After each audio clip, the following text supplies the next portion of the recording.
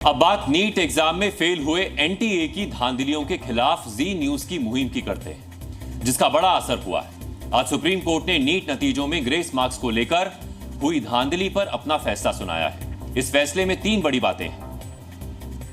NEET exam में 1563 छात्रों को मिले ग्रेस मार्क्स को रद्द कर दिया गया है। ग्रेस मार्क्स मिले छात्रों का नीट एग्जाम दोबारा 23 जून को होगा।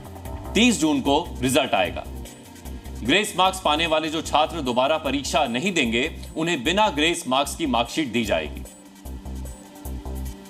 इससे पहले सुनवाई के दौरान एनटीए ने कोर्ट में दलील दी थी कि वो ग्रेस मार्क्स वाले छात्रों की परीक्षा दोबारा से कराने को तैयार है। एनटीए की इसी दलील पर सुप्रीम कोर्ट ने ग्रेस मार्क्स वाले छात्रों के लिए दोबारा से परीक्षा आयोजित कराने की बात कही है। 1563 स्टूडेंट को दोबारा नीट एग्जामिनेशन का ऑप्शन उनके सामने दिया जाएगा। वो परीक्षा दे सकते हैं, नहीं तो जो उनको ओरिजिनल परीक्षा की जो नंबर है उनको वो परीक्षा उसको भी ऑप्ट कर सकते हैं, नहीं तो अगर उनको उसमें ना देके और एक चांस लेना है तो वो 23 जून को एक बार परीक्षा भी दे सकते, जो चाहेगा। ये आज सुप्रीम कोर्ट के एक बहुत स्पष्टता के साथ ऑर्डर आई है, उसको मैं स्वागत भी करता हूँ। शायद उसके बाद नीट को लेके जो एक संशय और शंका सामने आई थी, वो आज समाप्त हो रही है। केंद्रीय शिक्षा मंत्री धर्मेंद्र प्रधान कह रहे हैं कि कोर्ट के आदेश के बाद जो भी शंका थी वो खत्म हो गई है। लेकिन ऐसा नहीं है, क्योंकि अब जिन छात्रों को ग्रेस मार्क्स दिए गए उनको तो एक और मौका मिल जाएगा, लेकिन जिन बच्चों ने समय पर पहुंचकर परीक्षा दी उनका क्या कसूर है? एनटीए की गलती या धांधली की सजा 23 लाख छात्र क्यों भुगते? अगर ग्रेस मार्क्स पाने वाले छात्र दोबारा परीक्षा में ज्यादा नंबर ले आए तो यह कितना जायज होगा? ये वो सवाल हैं जिनके जवाब ना तो केंद्र सरकार दे रही है और ना ही एनटीए। अपनी मेहनत और प्रतिभा के दम पर नीट एग्जाम देने वाले 23 लाख छात्रों के मन में भी अनगिनत सवाल हैं।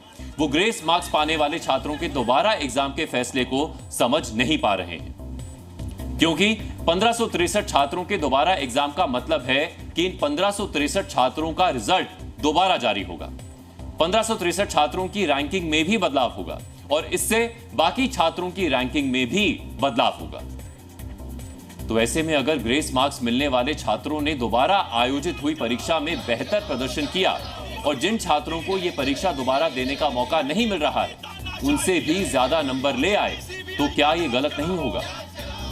ग्रेस मार्क्स तो इनने 1500 बच्चे कह रहे हैं, इसमें 790 ने ही क्वालिफाई किया है।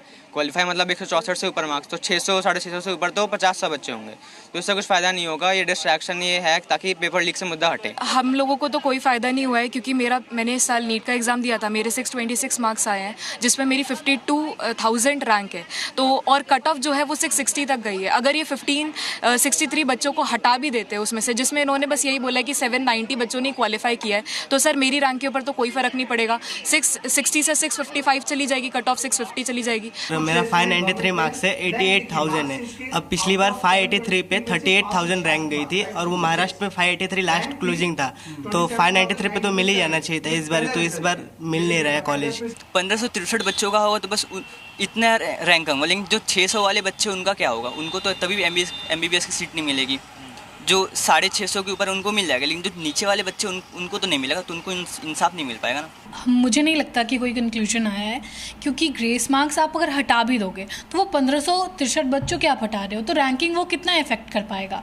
जो 640 कैंडिडेट स्कोर कर रहा है वो तो डिजर्विंग है ना, कि वो डिज़र्व कर रहा है कि वो कॉलेज में जाए, वो डॉक्टर बने। लेकिन जो पेपर लीक करके जो बनने वाले, जो कॉलेज में जाने वाले पेपर लीक के कारण, वो तो डिज़र्विंग नहीं है। उनका पता चलना चाहिए कि वो कितने हैं, कितने पेपर लीक हुआ है, कितने बच्चों के पास गया पेपर लीक। सुप्रीम कोर्ट में नीट में धांधली के खिलाफ याचिकाएं 23 लाख छात्रों को राहत दिलवाने के मकसद से लगाई गई थी, लेकिन छात्र कह रहे हैं कि सिर्फ ग्रेस मार्क्स वाले छात्रों की दोबारा परीक्षा करवाने के आदेश से सिर्फ एनटीए को राहत मिली है, जिसने जानबूझकर अपनी कमियां छिपाने के लिए ग्रेस मार्क्स वाला खेल खेला। जबकि नीट की परीक्षा में ग्रेस मार्क्स देने का पहले कभी कोई उदाहरण नहीं मिलता।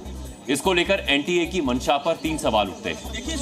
पहला सवाल, एनटीए ने ग्रेस मार्क्स देने की बात रिजल्ट आने के 7-8 दिन बाद तभी क्यों कबूल की जब नीट के रिजल्ट में 720 में से 719 और 718 नंबर आने की बात पकड़ में आई। दूसरा सवाल, ग्रेस मार्क्स देकर बच्चों को 720 में से 720 नंबर देने के फैसले पर एनटीए बार बार अपने रुख में बदलाव क्यों करता रहा?